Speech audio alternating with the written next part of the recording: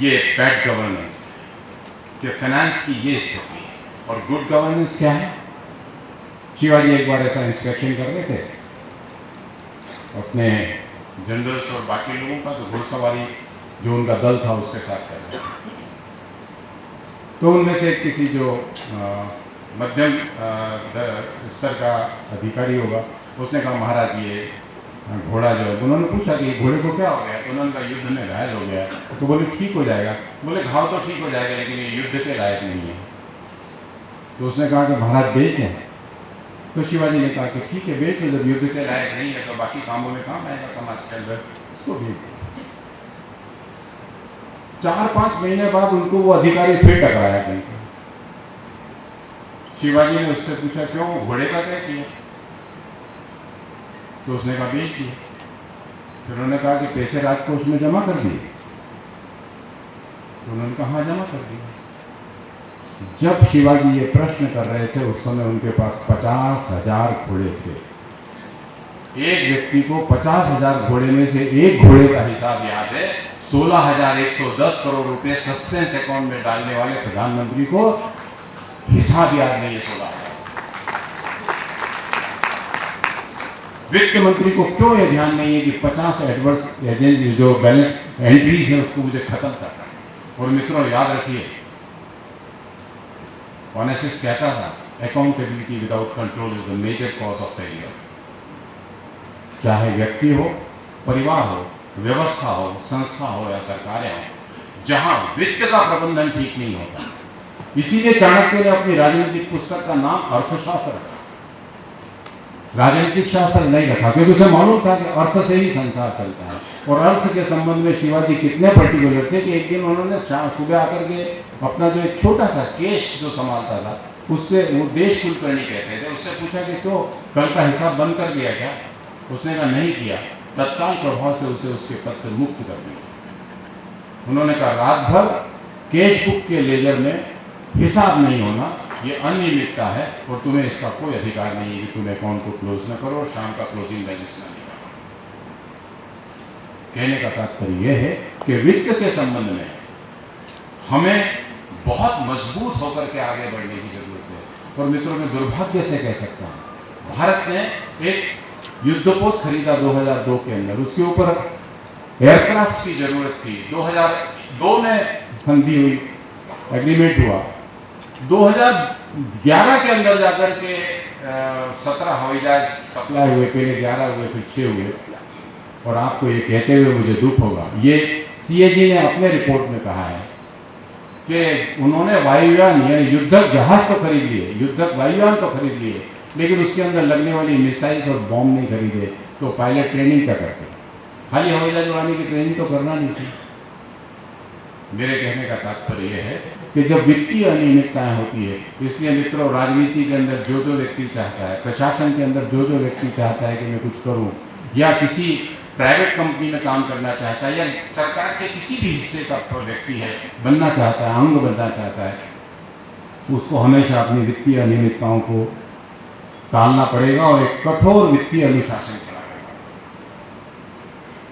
कितनी घोर वित्तीय अनियमितताएं देश में चल रही है उसका मैं आपको एक और उदाहरण दूं। आज की तारीख में चाइना के साथ हमारा जो ट्रेड डिफिसिट है, यानी जो हम माल लेते हैं और हम माल देते हैं, उसका जो अंतर है $40 बिलियन है प्रति वर्ष। हमारा जो ट्रेड डिफिसिट है वो $40 बिलियन है।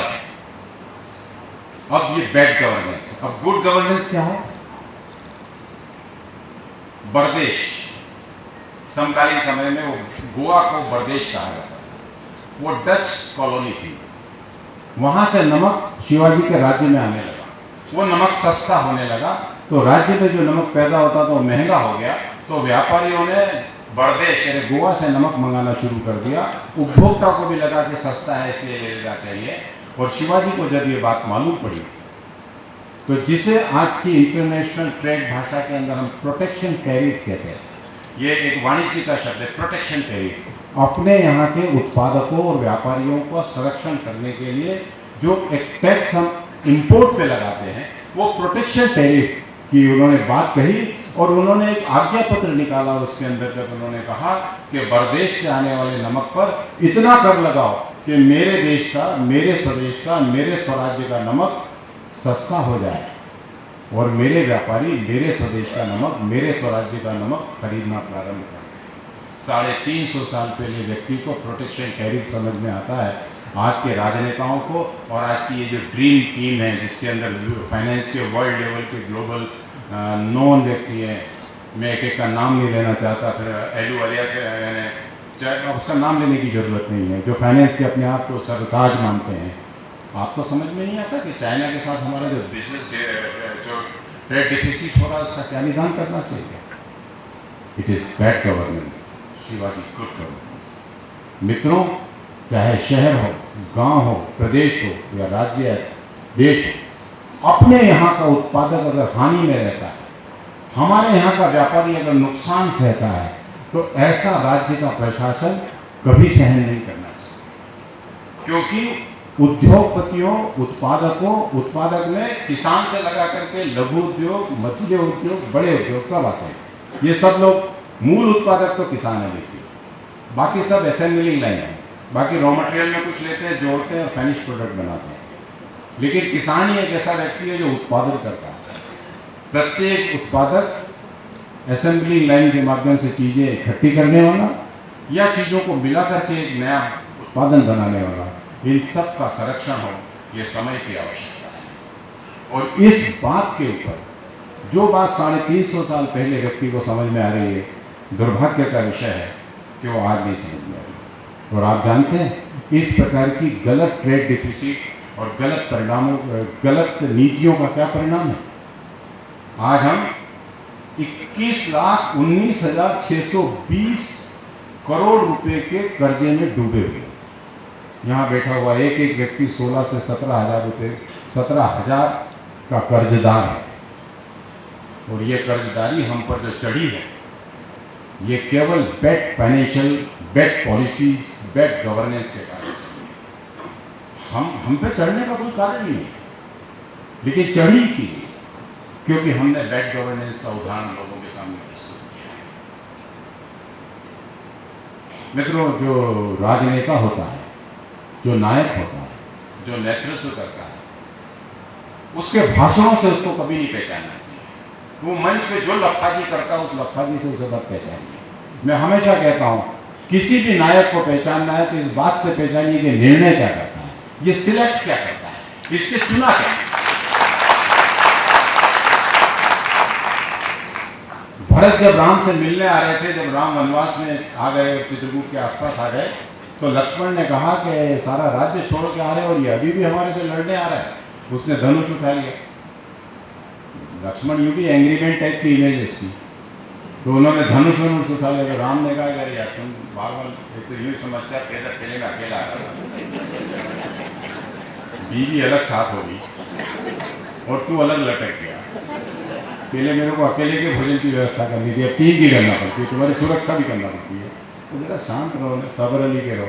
बिठाया उसको, निशान राज को बुलाया और उससे कहा कि 3 थाली लेकर के जाओ। उन्होंने कहा कि 3 थाली लेके जाओ, एक थाली में मत्स्य रखो, एक थाली में स्वर्ण रखो और एक थाली में फल रखो, और ये तीनों भरत के पास ले जाओ। भरत क्या करता, मुझे आके बताओ। भरत ने स्वर्ण और मत्स्य की जो थालियां थी उसको हाथ लगाया, प्रणाम किया और फल की थाली रखी और वो दोनों थालियां उसने कहा वापस ले। भगवान राम ने कहा कि लक्ष्मण, भरत जो है वो किसी अच्छे उद्देश्य से आ रहा है, सात्विक वृत्ति से आ रहा है। और जब भरत आए तो फिर उन्होंने कहा कि प्रभु वापस चलो, ये वो कथा। मेरे कहने का यहाँ तात्पर्य है कि निर्णय से पहचानिए, और निर्णय करने के मामले में गुड गवर्नेंस क्या होती है उसका उदाहरण देता हूँ। जब शिवाजी और अफजल खां की भेंट हुई तो उसका वर्णन अपनी जगह पूरा अलग है। मैंने कहा है कि मैं उन 6 सालों में नहीं जाऊंगा। उसके अंदर शिवाजी की सेना में खंडोजी खोपड़ा नाम के एक व्यक्ति ने गद्दारी की और उसने औरंगजेब अफजल खां को सारी जानकारियां ये वो थे सब उपलब्ध कराई। युद्ध खत्म हो गया तो सारी जानकारी मिल गई, बुलाया गया। खंडोजी खोपड़ा कान्होजी जेधे का दूर का जमाई था, रिश्तेदार था मान लीजिए। और कान्होजी जेधे ये शिवाजी के समकालीन व्यक्ति नहीं है, ये शिवाजी के पिता शाहजी के समकालीन है। और जब उन्होंने शाहजी ने शिवाजी को कहा कि जाके वो जागीर संभालो, तो कान्होजी जेधे को कहा कि साथ में जाओ, इस बच्चा है, इसका संरक्षण करना, इसका ध्यान देना। वो उनके पिता के दोस्त थे, सम्मान, इतना सम्मान था उनका राज्य के अंदर। जब खंडोजी खोपड़ा ने यह हरकत की तो वो कान्होजी जेधे उनको लेकर के आए, और he was very close lieutenant of Shivaji also, Kanhoji Jedhe. तो कान्होजी जेधे लेकर के आए। अब आज भी होता है, लोग अलग अलग प्रकार के राजनीतिक काम लेते हैं, भाई साहब ये ट्रांसफर करा दीजिए, भाई साहब ये प्रमोशन करा दीजिए, भाई साहब ये चीज़ करा दीजिए। तो वैसे ही कान्होजी जेधे जो है वो खंडोजी खोपड़ा को लेकर आए और कहा कि महाराज इससे गलती हो गई, इसने गद्दारी की, लेकिन इसकी जान बख्शो, इसे माफ़ कर दो। अब कान्होजी जेधे आदमी रिकमेंड कर रहा है तो शिवाजी को भी सोचना पड़ा कि क्या करें। शिवाजी ने कहा कि ठीक है, आपको ऐसा लगता है कि इसको माफ़ करना चाहिए, कर देंगे। यहाँ शिवाजी अंदर ही अंदर घुटने लगे। महीने, 1.5 महीने, 2 महीने तक उनको बेचैनी रही, खाना नहीं आ रहा, नींद में नहीं। उन्होंने कहा कि स्वराज्य के अंदर जो लोग हैं उनको क्या मैसेज चाहते हैं कि आप राजनीति में कुछ भी करो, राज्य के मंत्रिमंडल के व्यक्ति से पहचान निकाल लो, और किसी भी अपराध के अंदर आपको माफ कर दिया जाए। महाराज बेचैन हो, और उनकी वो बेचैनी कई दिनों तक यथावत बनी रही। और खंडोजी खोपड़ा दरबार में आने जाने लग गया।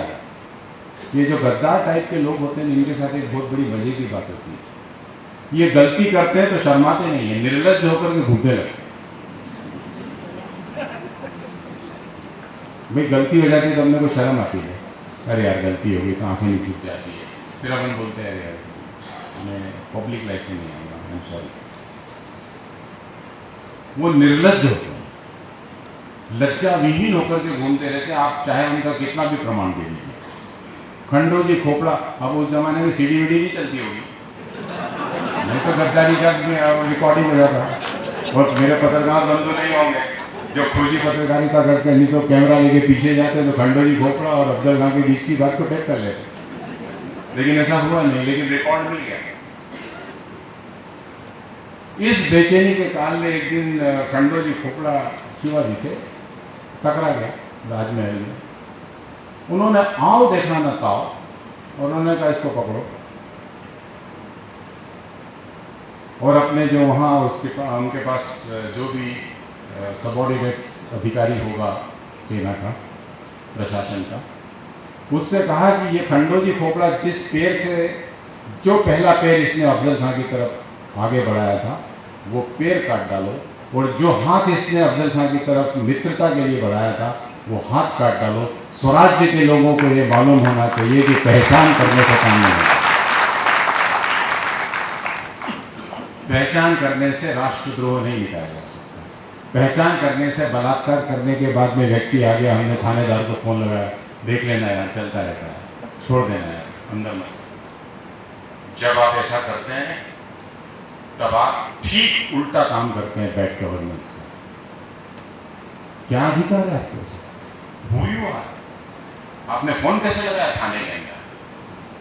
आपकी बेटी के साथ हुआ होता तो, आपकी बहन के साथ हुआ होता तो आप फोन लगाते? गद्दार कान्होजी जेधे अगर सामने आएगा तो वो पैर काट डालो जिस पैर से ये दुश्मन की ओर बढ़ा था, वो हाथ हटा दो जो हाथ काटा था। मित्रों, 10-10 महीने और 2-2 साल तक हम आतंकवादियों को मालूम नहीं क्या क्या खिलाते रहते हैं। ये कौन सी सरकार है? ये कौन सा गवर्नेंस है? सिर काट के ले जाओ और आप कह रहे हैं कि बातचीत चल रही है। बातचीत चल रही है?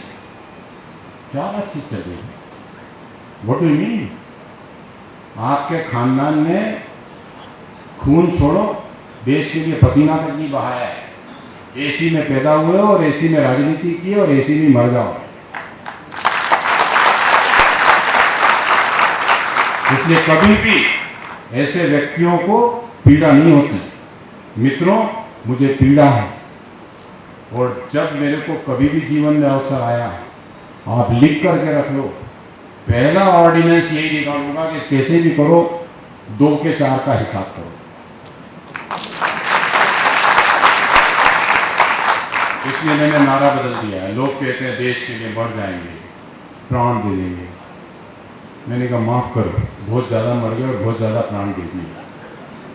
अब देश के सैनिकों को बताओ कि देश के लिए मरने की नहीं, मारने की जरूरत। अपने एक नेता कह रहे थे कि मैं देखता हूं कि वो लोग बहुत, अरे पाक अधिकृत भारत में घुस करके भूसा नहीं भर देना चाहिए। क्या कर रहे हैं? कितने लोग जितने युद्ध में नहीं मरे उससे ज्यादा लोग आतंकवादियों और माओवादियों से मर गए इस देश के अंदर, only because of bad governance, bad leaders. और ऐसे सारे लोगों का सूर्य अस्त होने वाला है, और अब ऐसे लोग इस क्षितिज पर आने वाले हैं जो इसके अंदर परिवर्तन की बयार कर रहे हैं। अगर तुम हमको खुजा लगे नहीं तो भी गोली चली जाएगी, मारना तो दूर की बात। जंगल में शेर को किसी ने खुजा लगा? आप में से किसी ने खुजा लगा? मैंने तो नहीं। क्योंकि शेर को इसलिए नहीं खुजाते क्योंकि लोगों को मालूम है कि अगर अपन खुजा लेंगे तो फिर अपना क्या होगा। जो सबल राष्ट्र होते हैं उसको कोई नहीं खुजाता, दुर्बल को कुछ भी करता है। तो मित्रों, हम एक दिशा के अंदर आगे बढ़ रहे हैं। इसलिए नेता को उसके भाषणों से नहीं पहचानना चाहिए, नेता को उसके डिसीजन से पहचानना चाहिए। गुड गवर्नेंस गुड डिसीजन का माध्यम होता है।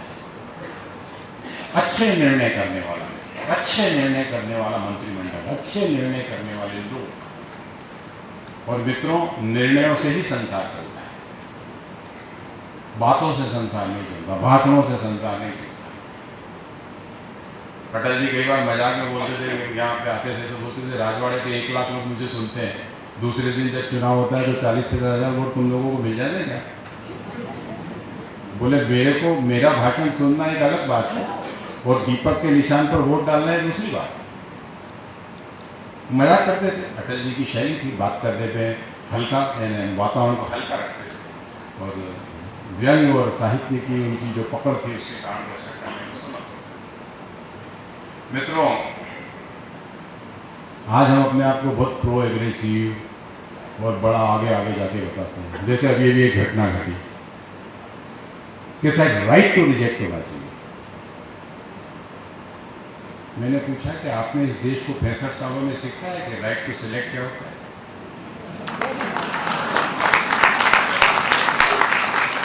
परिवार में अगर राइट टू रिजेक्ट शुरू कर देंगे तो रोड डाइवर्स होने लग जाएगा। संस्थाओं के अंदर राइट टू रिजेक्ट शुरू कर देंगे तो एक एम्प्लॉय काम नहीं कर सकता। संगठनों के अंदर राइट टू रिजेक्ट कर देंगे तो किसी काम का नहीं, अपन सिर पे लेके ढोते रहते हैं। क्या करो, संगठन का कार्यकर्ता ढो। मित्रों, परिवार हो या देश, रिजेक्शन से नहीं चलता, सिलेक्शन से चलता है।